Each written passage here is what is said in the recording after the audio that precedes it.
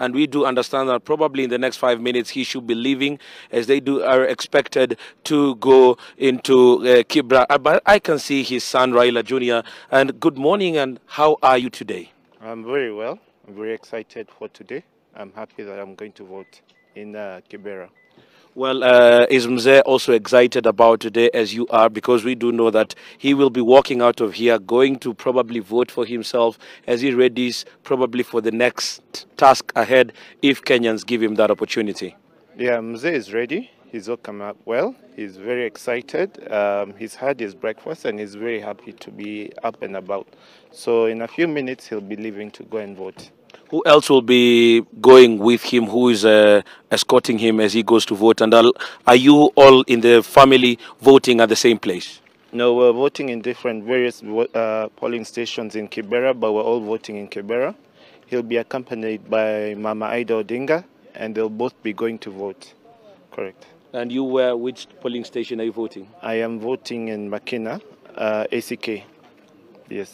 Trinity. Well, yes. Yeah, ACK Trinity. Okay. Probably I can also see there is somebody else here. Are you also accompanying them as they go to vote? Yes, of course. I'm accompanying my good friend, my brother Junior, just also to support this civic duty. And I will be voting at the same Kibra constituency at polling station Bagathi Primary School.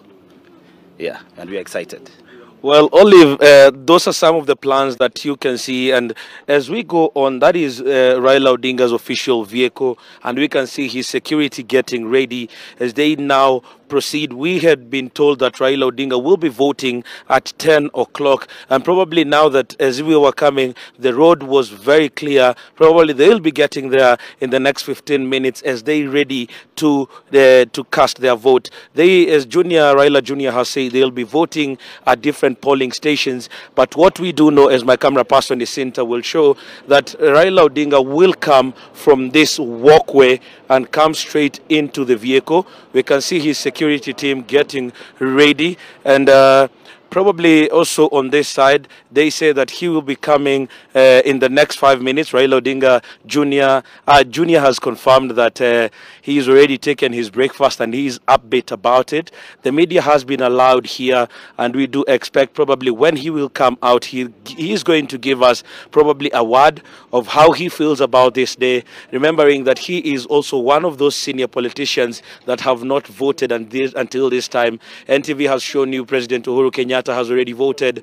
Deputy President William Ruto voted at 6 o'clock in the morning. Martha Karua voted. And we also want to hear from other presidential candidates what time they will be voting. But we are here at his home, and immediately he sets out to go on that journey into Kibra, Old Kibra Primary School, where he will be voting at stream number 10.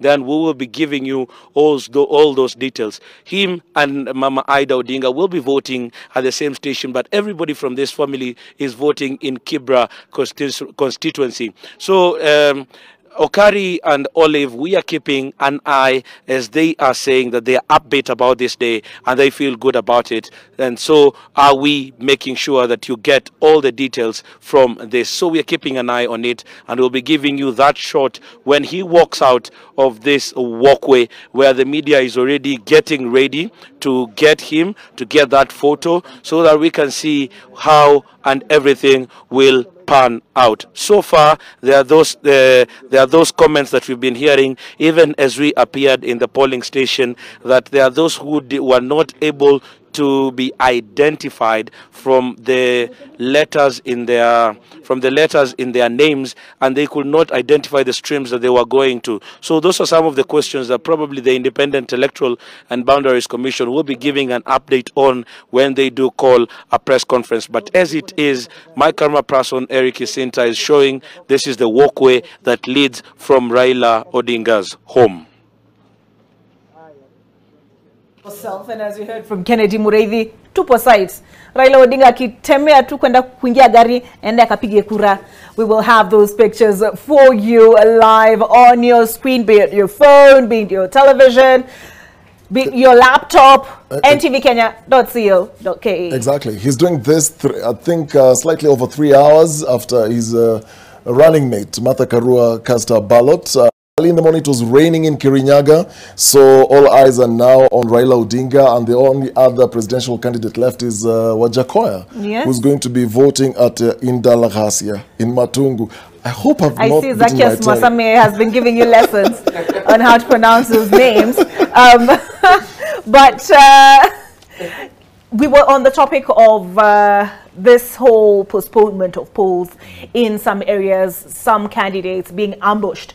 This morning with the news that the ballot papers are not present at the polling stations. And Caroline, we were speaking about, I had asked you about yes. The legality of it. And you know, myself and Dennis, we're scribes. So I wouldn't say we're qualified. I know you said you're not a legal mind, but what's your opinion? I think, and we've discussed this with Prof, and he says that I think any postponement is covered in the electoral, what, of 2012? Yeah, regulations, yeah. Yeah, so I don't think that is really... It expressly covers death, but I don't know whether how it deals with these other postponements, yeah. But for me, the larger issue is if this particular one cannot be seen as credible, how then can we bring the IEBC to account for itself? And this is not the first time. I think this is the third election after the new constitution, isn't it? By now, we should have had the kinks in the system straightened. All these things, wrong pictures, slow process, late starts, poor logistics, like what Joho was saying, that some trucks blocked the delivery of boxes and they had to wait there for 12. Seriously, I mean, these are things we should not be hearing about in 2020. There are those who say that this trip to Greece, where the printing was being done, yes, the whole process should have been opened up so that who are the officials who went to look at what the printer is doing, and did they verify the images, the names? Why do we get the confusion of ballot papers? Forget the confusion of transporting ballot papers of one area to another area, but the confusion of even names and pictures on a ballot paper. Yes. So people are questioning, it's taxpayers' money. Why did these people fly all the way to Greece to verify these things? What did they actually verify, leading up to now what was eventually printed out? I'm sniffing out an investigative report by Dennis Okari here. But what are your thoughts? Maybe the larger question would be, why were they printed in Greece? Why wasn't there an ability for us to print them here? Therefore, no one has to travel to Greece and do all these tenders and all these things. But that aside... Having traveled to Greece, what did they see? What did they see? What did they find out? Exactly. So again, there are many questions there. And you actually raise a very important point about these processes within IEBC being open. And this is one institution I feel has a very large mandate in the Kenyan imaginary and in the Kenyan political life. But most of the processes happening at the IEBC are very closed. We remember in 2017, Fungua server. I don't think these servers were ever open. I don't think people really understand what happened then. Which led to the coined phrase of Raila Odinga, Vifaranga via computer. We hope not to see the same allegations now. So IEBC, I feel, is this it's a public institution that is really shrouded in the shadows in much of what it does, and I don't think that should be the case. Not when the life of the country is actually at stake. Has transparency been an issue, Prof? Just look at a basic thing. We just finished with COVID the other day, and of course you had to register with the Ministry of Health, and you had to get verifications and so on before you're vaccinated, and this was something that was very new. How was that handled? Was it efficient? I'm telling you, you just put your ID on your phone, and it verified instantly. And you showed that to the guys who were doing the vaccination, and it was done. How come that when it comes to IBC, simple things like verifying that Omenya is a Kenyan and is in this polling station where I've voted the whole of my life, and I'm registered and I've got all the 5 years, it's not like COVID, which was an ambush, that we can't do those things, basic small things. And I think we have to call out IBC for incompetence. Very soon, IBC will be trying to get into some arithmetics, hapa and that. And with that one, they'll actually be threatening to send the country into chaos. And you're asking yourself, who are the fellows? Sorry, I was about to insult them. Who are the fellows sitting there that don't understand basic arithmetics? How many polling stations do we have in this country? And you're telling me you cannot actually do arithmetics for information coming from those polling stations. So you end up again, as Dr. said,